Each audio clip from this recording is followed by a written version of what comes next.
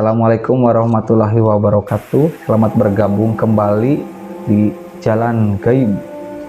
Nah, di sini ada narasumber kita berasal dari ujung Jawa Barat ya, bersama Teh Yati, dan dia sekarang pekerjaannya pedagang sate. Nah, ada kisah-kisah menarik dari Teh Yati ini. Alur cerita Teh Yati, semoga mendapatkan ilmu dan hikmah dalam setiap cerita dari Teh Yati untuk kita semua.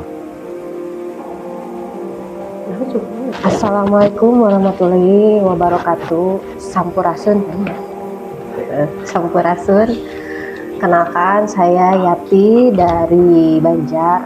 Sini saya mau bercerita tentang pengalaman hidup saya yang pernah saya alami. Begitu ada mistisnya juga gitu kan. Karena ini benar-benar apa yang saya alami waktu itu di tahun 2006-2007. Waktu itu saya sama suami gitu kan, ceritanya mau saya kan usahanya di dagang, jualan gitu ya, jualan sate. Waktu itu kan banyak saingan gitu. Nah, cara biar laris gitu ya, waktu itu saya nyari kayak ke Pak Kiai, Pak Ajengan gitu ya, biar dagangan saya laris waktu itu. Nah, udah ke sana, lalu kita diberi doa-doa gitu ya, buat dagangannya biar laris, biar maju usahanya gitu. Nah, dari situ memang ada hasilnya, tapi enggak sampai yang lama gitu ya. Cuman ya boleh dibilang kalau sebentar sih enggak juga gitu, tapi waktu itu mulai ada kemajuan ya, alhamdulillah usahanya tapi tidak terlalu lama. Dari situ pelanggan mulai agak berkurang, agak sepi dari situ. Nah, dari situ kan ini cari lagi gitu Pak Kiai lagi gitu, mau istilahnya kan kita mau nyarekat gitu ya, biar usahanya itu laris, lancar gitu. Kalau nggak salah ke daerah Panjalu waktu itu, ke Curug 7 kalau nggak salah. Di sana ada ritual dan juga ada pemasangan susuk waktu itu. Teh, mohon maaf, kalau ritual tersebut apa aja ya yang diritualin gitu di lokasi tersebut ya bersama suami? Waktu itu kita ritualnya kalau nggak salah ada mandi kembang atau 7 rupa kayak gitulah gitu. Airnya juga kalau nggak salah dari 7 curug juga gitu kan, soalnya itu kan 7 curug ya di Panjalu itu. Nah, terus habis itu ada juga pemasangan susuk gitu, dan itu kan ya lumayan beras juga ya. Kalau susuk itu berarti bawa dari rumah atau beli, atau susuk itu berupa emas atau apa yang diritualin itu? Kalau susuk itu nggak beli dari rumah, jadi di sana udah disediain gitu, mau yang mana, kan ada yang bagus gitu ya, itu kan gimana maharnya, mau maharnya yang mahal mungkin yang paling bagus, kalau yang biasa-biasa aja juga ada gitu, tapi mungkin efeknya juga kan beda-beda juga gitu. Kalau mandi itu mandinya di Curug 7 tersebut atau memang di rumah praktisi ini gitu mandinya, proses ritual pemandiannya sama pemasangannya? Kalau mandi waktu itu kalau nggak salah di Curug itu, nggak tahu yang di Curug ketiganya kan itu sampai 7 ya, udah sampai ke Curug 7-nya gitu. Jadi kalau nggak salah itu di Curug ketiga, soalnya kan kalau naik lebih ini lagi kan lumayan jauh juga gitu, capek itu. Nah habis setelah ritual waktu itu pulang, langsung kita usaha lagi biasa seperti biasa. Ya alhamdulillah ada kemajuan juga waktu itu, tapi ya seperti yang sudah gitu, jadi tidak terlalu lama buat usahanya itu benar-benar maju, benar-benar lancar gitu. Pasti ada sepi-sepinya juga gitu, pelanggan udah mulai berkurang waktu itu juga. Nah dari sana ini lagi kita nyari lagi gitu orang pintar lah kayak gitu ya. Waktu itu kemana ya, kalau nggak salah daerah Langgen gitu. Oh, berarti kalau yang ke Langgen tuh teteh tuh cari sendiri orang pintar tersebut sama suami atau dikenalkan sama teman-teman gitu? Waktu itu dikenalin sama teman, ada teman kalau nggak salah jualan bakso juga, waktu itu dikenalin langsung ya udah ini lagi ritual lagi gitu. Cuman kalau yang sama orang Langgen ini ritualnya kalau nggak salah mandi juga, mandi pakai daun kelor. Pakai daun kelor, terus ada juga buat yang diminumin itu, terus ada juga kayak latihan pernapasan apa gimana gitu waktu itu. Ya lumayan sih perjalanannya ini banget, tapi hasilnya ya tuh memang ada ya banyak.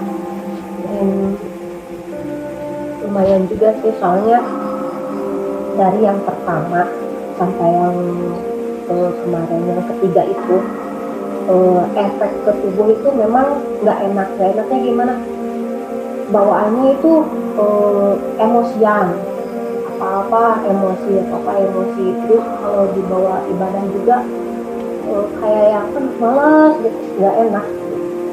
Sampai waktu itu ada juga ya kayak sosok-sosok kayak gitulah, sosok itu di rumah, banyaknya di rumah, soalnya kayak yang ngikutin gitu. Jadi kayak yang ngintil kayak gitu kalau kata orang Sunda ya. Nah terus waktu itu kan suami ini kenal sama tukang ojek gitu, yang saya rasain itu kan emang nggak enak banget gitu ya. Nah terus ini ikut gitu sama si mang ojek ini buat istilahnya mungkin kayak rupiah gitu ya. Oh ya, saya mau bertanya lagi, kan tadi ada proses orang spiritual ya yang ditemui dengan cara penyembuhannya tenaga dalam. Nah itu prosesnya berapa lama gitu si orang spiritual ini mendampingi, atau memang rutinitas ke rumah terus gitu atau gimana teh? Buat melatih pernapasan juga baru juga gitu. Nah dari sana ini si spiritual ini dia suka sama ponakan saya, sampai dia mau menikahi si ponakan saya. Nah dari sanalah saya sama keluarga kelas gitu. Sudah kelas keluarga, berarti teteh mencari guru lagi dan keluarga mencari guru lagi. Berarti pada akhirnya masing-masing bergurunya yang tadinya bersatu. Iya waktu itu seperti itu. Terus waktu itu kan habis diruqyah. Nah habis diruqyah itu penglihatan saya itu langsung kayak melihat makhluk halus itu kayak kelihatan gitu waktu itu. Melihat makhluk halus tersebut sesudah diruqyah dan di tempat ustadz tersebut, atau memang sudah pulang ke rumah? Istilah orang Sunda mah bubreh gitu ya. Iya, segala ketinggal, segala kelihatan gitu, laris gitu terus. Tapi dalam proses segala melihat makhluk halus tuh sempat gak dibicarakan kepada orang yang meruqyahnya teteh sharing dulu. Ini gimana saya jadi seperti ini, bisa melihat makhluk-makhluk halus sesudah diruqyah. Ada gak sempat bercerita atau Ustadz itu menjelaskan? Iya, waktu itu Ustadz juga menjelaskan ya, karena memang awalnya kan suka ya kayak ritual-ritual yang itu gitu, dan ternyata setelah dijelaskan waktu itu kan kayak dimasukin apa kodam-kodam kalau nggak salah ya, kayak kodam-kodam. Nah dari sana dijelaskan sama Pak Ustadz itu, nah makhluk-makhluk yang dulu itu ini nih apa wujud-wujudnya gitu kan. Ada yang seperti ini, ada yang seperti itu gitu. Dan setelah saya tahu, wah ternyata serem gitu ya kalau lihat wujud aslinya gitu. Nah, kan tadi melihat jin-jin penglaris atau makhluk-makhluk yang penglaris itu melihatnya dari pasien yang di sana atau memang melihat keluar dari tubuh, dan bisa dijelaskan tuh gimana sosok aslinya si makhluk tersebut gitu. Kalau lihat makhluk-makhluk itu nggak dari pasien gitu ya, jadi kalau kayak orang itu pas saya tahu makhluknya tahu gitu, orangnya juga tahu gitu. Bisa dijelaskan makhluknya seperti apa? Makhluknya itu kayak itu berlendir, kayak ada ludah-ludahnya gitu. Terus habis itu ini dari kayak ingusnya juga gitu ya, merinding. Terus ininya juga apa si telinganya tajam, giginya juga ada taring-taringnya gitu, tapi nggak taring, cuman ada taring-taring gitu. Dan itu saya lihat juga kan juga serem tuh kalau lihat wujud aslinya kan kayak gitu mah takut gitu. Selain jin penglaris yang itu, ada lagi ya pengalaman yang lain yang melihat atau pesugihan makhluk yang gitu atau gimana? Ada pernah. Itu tukang ya jualan juga gitu, tukang jualan. Nah di situ saya lihat ada makhluk ininya pakai baju putih, terus rambutnya juga putih.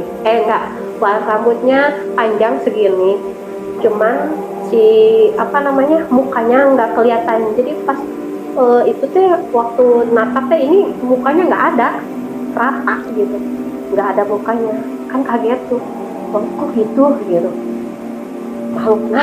makhluk apa gitu kan, serem juga. Iya. Berarti kembali lagi ke topik pembicaraan tadi. Ustadz tadi udah menjelaskan ya secara alur dan menanganinya gimana tuh Pak Ustadznya, ya sudah bisa melihat antisipasinya biar tidak bisa melihat, atau memang Ustadz tersebut tidak bisa mengembalikan lagi. Ya Ustadz itu alhamdulillah bisa menangani. Jadi kalau misalnya saya lihat yang kayak gitu, langsung aja berdoa gitu ya, minta perlindungan sama Allah Subhanahu wa Ta'ala, bahwa ya kita minta dilindungi, jangan sampai lihat lagi lah kayak gitu. Doanya sebisa-bisa saya aja, dan Pak Ustadznya juga ya alhamdulillah lah paham gini gitu. Dan alhamdulillah sampai sekarang nggak lihat-lihat lagi. Melihat makhluk tersebut, dan makhluk tersebut ikut pulang ke rumah. Kayak gitu sering, dan itu emang nggak enak banget gitu. Maksudnya energinya itu kan panas ke kitanya juga, nggak enak. Pastinya saya diajar ruqyah mandiri dari Pak Ustadz ini. Berarti sesudah tersebut selesailah ada hikmahnya ya di setiap perjalanan gitu kan. Dari ruqyah ini saya jelaskan semuanya sama keluarga, dan alhamdulillah keluarga juga menerimanya dengan baik. Iya. Berarti teteh sekarang masih berjualan sate? Alhamdulillah masih. Gimana sekarang perkembangan penjualannya? Alhamdulillah lebih maju, lebih lancar gitu ya usahanya. Tetap harus yakin sama Allah Subhanahu wa Ta'ala, bahwa Allah itu maha baik, Allah itu maha kaya. Dan pesannya untuk teman-teman di luar mungkin yang masih suka bertanya kepada orang-orang pintar, atau suka memasang susu, atau suka bertanya ke orang-orang, bisa lah yang ingin disampaikan kepada teman-teman. Mungkin di luaran sana banyak teman-teman yang banyak ke orang-orang spiritual. Ada pesan nggak yang ingin disampaikan gitu? Lebih baiknya jangan bertanya, tapi alangkah baiknya kemana itu arahnya. Ya, kalau menurut saya sih dan sampai bertanya sama punten-puntennya kayak orang-orang pintar gitu ya. Kalau di sana kita harus tetap yakin sama Allah Subhanahu wa Ta'ala, mendekatkan diri lagi gitu ya ke iman itu mungkin. Kang Dika? Ya, siap deh. Terima kasih sudah berkunjung ke channel kami. Dan sebetulnya teman-teman masih banyak teteh ini cerita-ceritanya, mungkin kita bisa lanjutkan lagi, dan banyak cerita yang lebih menarik dan lebih misterius dan lebih seram dalam kisah hidupnya. Mungkin kita kapan-kapan undang lagi teteh ini ke sini. Dan untuk percakapan hari ini kita disudahi saja, karena kita sudah menunjukkan jam yang sangat malam ya. Kita sudahi saja sampai di sini ya cerita dari Teh Oma ini. Kita bisa undang lagi nanti, banyak cerita-cerita yang penuh misteri dan menegangkan dalam kisah hidupnya. Kita sudahi saja, kita pamit undur diri. Wassalamualaikum warahmatullahi wabarakatuh. Assalamualaikum warahmatullahi wabarakatuh. Selamat bergabung di channel kita.